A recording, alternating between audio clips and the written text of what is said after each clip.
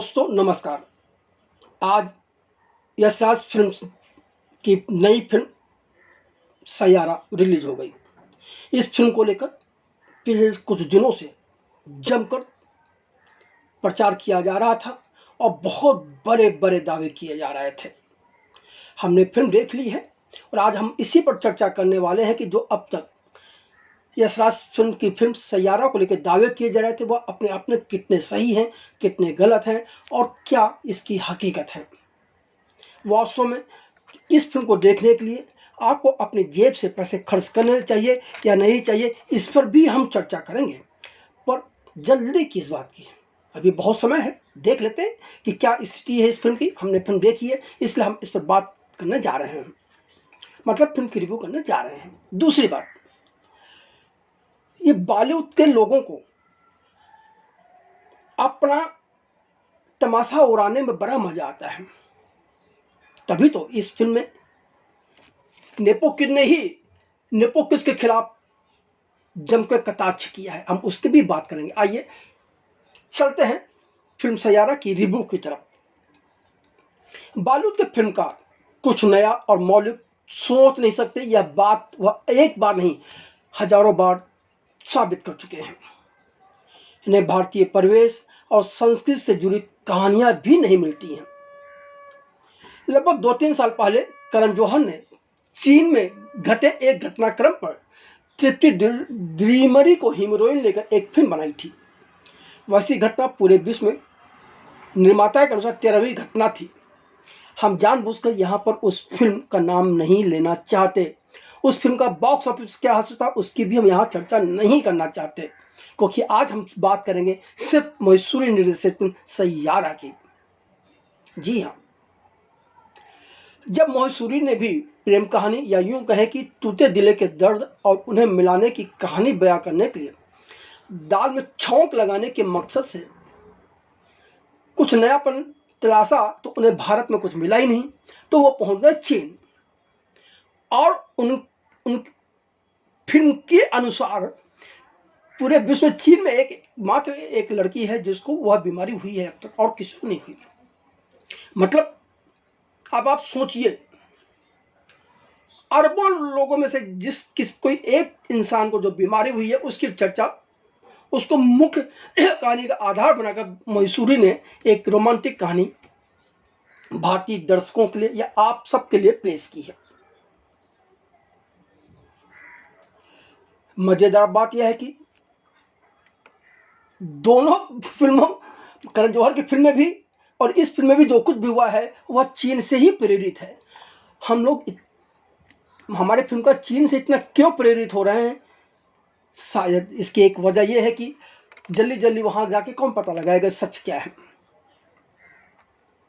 अब आप इसी से यह भी अंदाजा लगा सकते हैं कि अतीत में आशिकी 2, वो लम्हे, जहर और एक विलन जैसी इमोशनल प्रेम कहानियों से दर्शकों या यूं कहें कि आप सभी को सराबोर कर चुके मैसूरी ने अपनी फिल्म सैयारा में कितना और क्या नया परोसा होगा। मैसूरी काव्यात्मक म्यूजिक वीडियो रूपी फिल्में बनाते रहे हैं, पर इस बार बहुत बुरी तरह से चूक गए हैं। कहा जा रहा था कि यह फिल्म तो आशिकी 3 है, मगर ऐसा कुछ भी नहीं है। इस फिल्म के साथ आज का जो यूथ है वह खुद को रिलेट ही नहीं कर पाता। जी, हमने पहले भी कहा कि पिछले कुछ समय से हर तरफ सैयारा का बड़ा नाम सुना जा रहा था। सोशल मीडिया सहित कई जगहों पर धुआंधार प्रचार हो रहा था कि इस फिल्म ने एडवांस बुकिंग के सारे रिकॉर्ड तोड़ डाले, पर अफसोस यह सब तो खुदा पहा निकले, चूहिया वाला मसला निकला। हाल खाली पड़े हैं, कहीं कोई बुकिंग नहीं है। ये बुकिंग किसने की, क्यों की, पता नहीं। हाल के अंदर दर्शक नजर नहीं आ रहे हैं। अब सैयारा को लेकर इतना झूठा प्रचार किया गया कि दर्शक अपने आप से पूछने लगा है कि क्या वो वास्तव में मूर्ख है कि लोग इस तरह के गलत प्रचार करके उन्हें लालच दे रहे हैं या उन्हें मूर्ख बना रहे हैं। फिल्म सैयारा 2 घंटे 36 मिनट लंबी है और इस फिल्म की कहानी की शुरुआत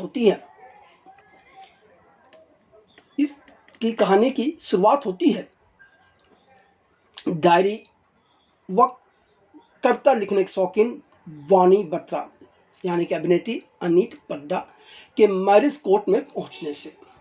जी हाँ, वानी बत्रा अपने कॉलेज के सहपाठी और प्रेमी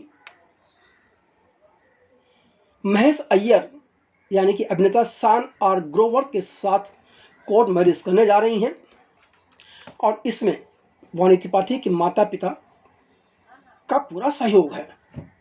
कोर्ट के प्रांगण में वानी त्रिपाठी की माँ यानी कि गीता अग्रवाल और पिता यानी कि राजेश कुमार भी पहुंच चुके हैं। उधर मैरिज रजिस्ट्रार ने वानी बत्रा को बुला लिया है कि आइए और कार्रवाई शुरू कीजिए। और ऐन वक्त पर उनके सहपाठी मंगेतर प्रेमी महेश अय्यर का फोन आ जाता है और वह कह देता है कि वह शादी नहीं कर रहा है, क्योंकि वह तो मशहूर कंपनी सोलमेट के मालिक की बेटी के संग विवाह कर अपने करियर में प्रमोशन लेने जा रहा है। वानी बत्रा पूरी तरह से टूट जाती हैं, कविताएं गीत लिखना भी छोड़ देती हैं और घर में एक कमरे में कैद हो जाती हैं। वानी बत्रा को फिर से नई जिंदगी के धर्रे पर लाने के लिए उसके माता पिता बड़ी कोशिश करते हैं और पूरे 6 महीने के बाद वानी बत्रा तैयार होकर एक पत्रकार बनने के लिए नौकरी मांगने बाहर निकलती हैं और उसे पत्रकार की नौकरी मिलती है, लेकिन इंटर्नशिप मिलती है और वहीं उसकी मुलाकात होती है गुस्सैल महत्वाकांक्षी स्ट्रगलिंग गायक क्रिस कपूर यानी कि अभिनेता आहान पांडे से। क्रिस कपूर को अपनी प्रतिभा पर पूरा यकीन है। वह घमंडी भी है, महत्वाकांक्षी भी है और क्रिस को लगता है कि उसके बिना संगीत जगत में बहुत कुछ नया नहीं हो सकता। लेकिन क्रिस को इस बात का दुख है कि उसका बचपन उसके शराबी पिता यानी कि अभिनेता वरुण बोडोला ने बर्बाद कर दिया। अब क्रिस वानी की एक पुरानी कविता पढ़ता है तो वह उस पर गीत लिखने के लिए दबाव डालता है। वानी कपूर अपने आप को व्यस्त रखने और जहां नौकरी करे वहां से एक गायक प्रिंस का इंटरव्यू करने के लिए कहा गया है और वह मौका क्रिस के माध्यम से मिल सकता है, इसलिए वह गीत लिखने को तैयार हो जाती है।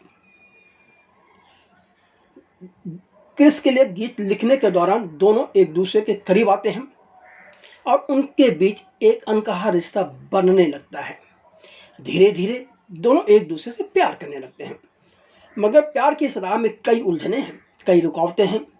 इनका प्यार किसी मुकाम पर पहुंचता या उस प्यार को कोई नाम दिया जाता उससे पहले ही वानी बत्रा एक बीमारी से ग्रस्त हो जाती हैं और इस बीमारी में घी का काम करता है महेश अय्यर की वापसी, जो अपनी पत्नी को तलाक दिए बगैर अपनी पूर्व प्रेमिका वानी संग संबंध रखना चाहता है और इसीलिए महेश अय्यर ने उस कंपनी में पार्टनरशिप ली जहां वानी बत्रा नौकरी कर रही और फिर वह उस म्यूजिक कंसर्ट का स्पॉन्सर बन जाता है जहां वानी कपूर के प्रेमी क्रिस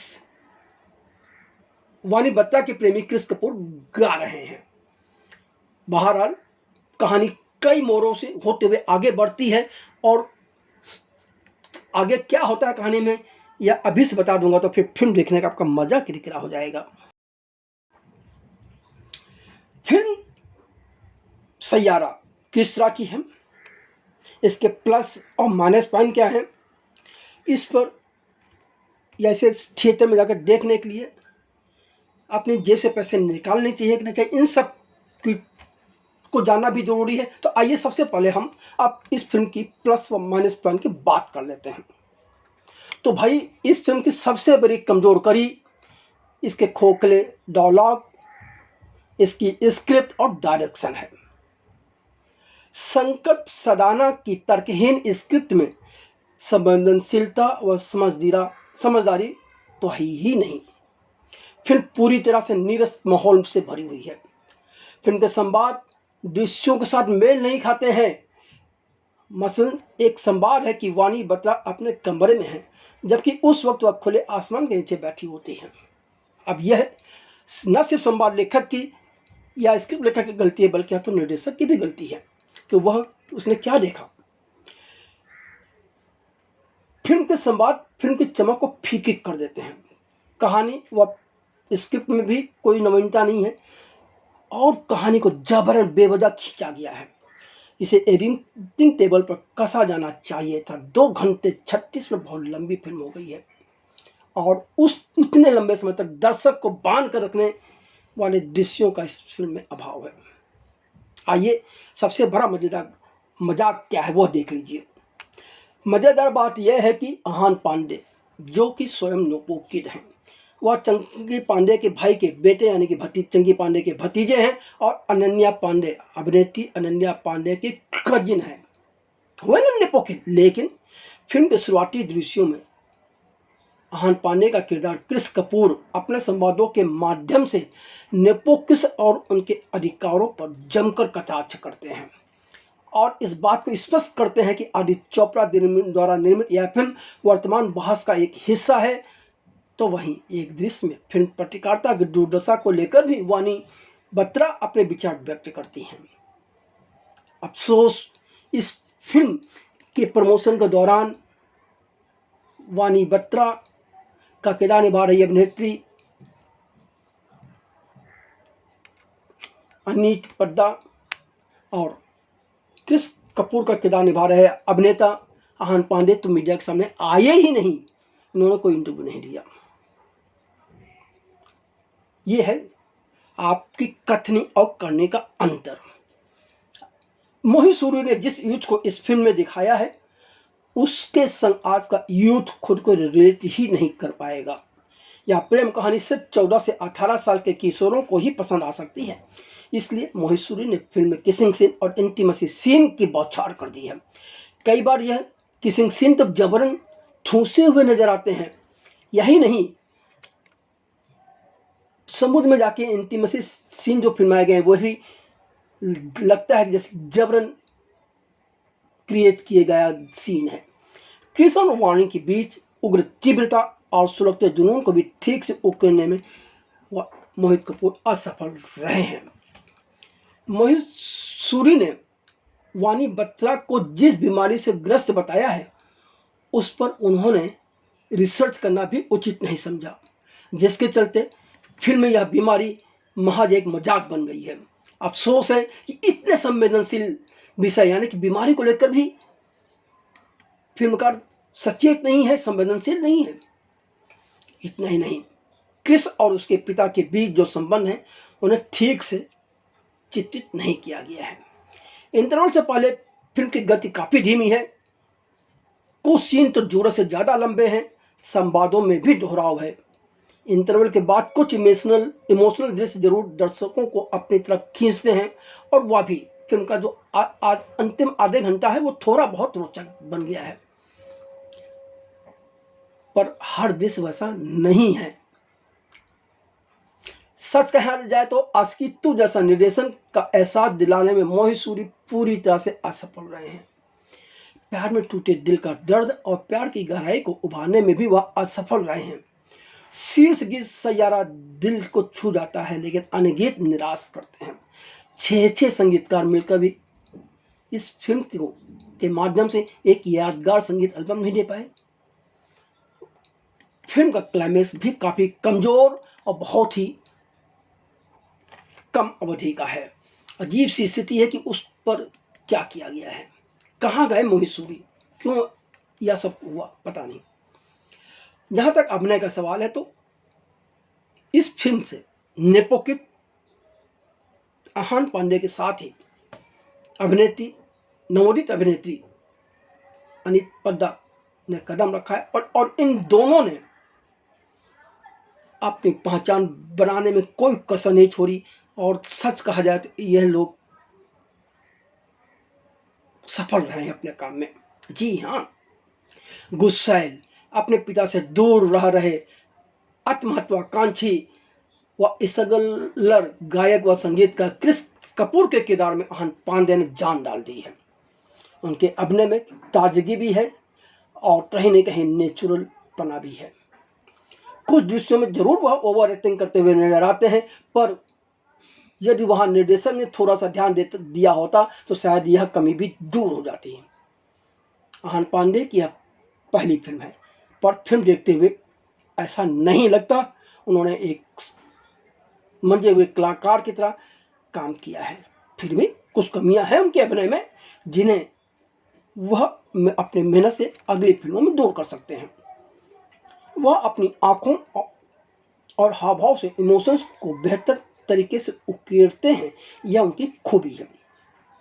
वानी बट्टा के किरदार में अनीत पड्डा को देखकर ऐसा लगता है कि वह काफ़ी काम कर चुकी हैं, जबकि ऐसा नहीं है। उन्होंने एक दो छुटपुट काम किए हैं, वो बहुत ज़्यादा काम नहीं किया है, पर इस किरदार में कोई कमाल का काम किया है।